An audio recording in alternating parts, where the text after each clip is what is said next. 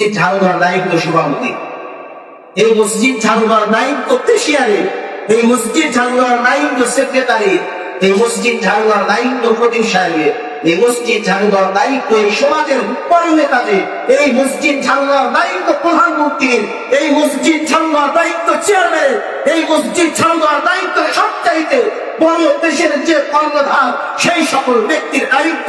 কারণ এই মসজিদ আল্লাহর ঘরের অংশ, খানের তার অংশ। মসজিদের খাদে ইমাম মসজিদদেরকে কেউ শুরু করে দেখেন না, তাদেরকে ইজ্জত করেন, সম্মান দেন, আল্লাহকে দুনিয়া আখিরাতে সম্মান বৃদ্ধি করে দিল। তাদেরকে সম্মান করতো। আর বর্তমান মসজিদ ছাড়ু দিলে মনে করে সবচেয়ে নিকৃষ্ট মানুষ মনে হয় যারা সমাজের অবহেলিত, যারা সমাজের সবচেয়ে নিম্ন শ্রেণীর মানুষ, তারা মনে হয় মসজিদ ছাড়ু দেয়। তারা মনে হয় কি এটা আমাদের দৃষ্টি কালচার থেকে মনে করি আমরা যে মনে হয় সমাজের ইমাম মুয়াজ্জিন খাদেম খতিব এরা মনে হয় সবচেয়ে নিচু পর্যায়ের মানুষ।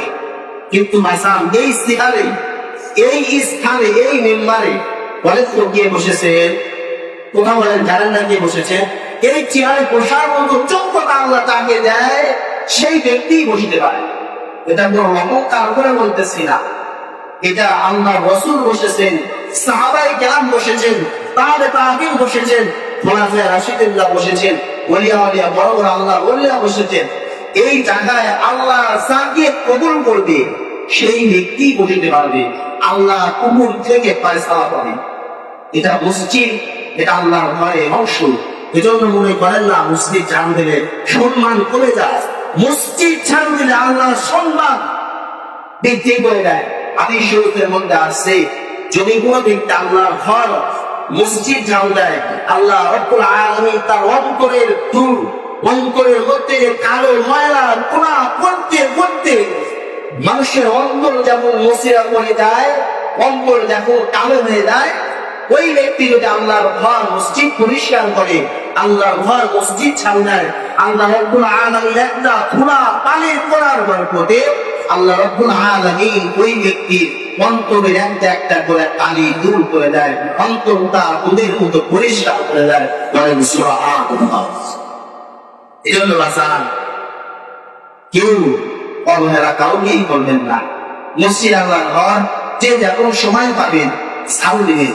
এই মসজিদ আমার কোথায় যদি কেউ কষ্ট পান আল্লাহ মাফ করে দিবেন। বাকি আলোচনা তারপরে থেকে করবো। নবীজি সাল্লাল্লাহু আলাইহি ওয়াসাল্লাম কোথায়? তার বাবা আব্দুল্লাহ মদিনা পর্যন্ত, আব্দুল ওয়াহাব সুহৈলের বাড়ি পর্যন্ত গেছে। তারপর থেকে ধারাবাহিক আল্লাহ রাব্বুল আলামিন যদি তৌফিক দান করে রবিউল আউয়াল মাস নবীজির শান, নবীজির মান, মিলাদ এবং সিরাত নিয়ে ধারাবাহিক আলোচনা করব, নবীর জিন্দেগি নিয়ে আলোচনা করব।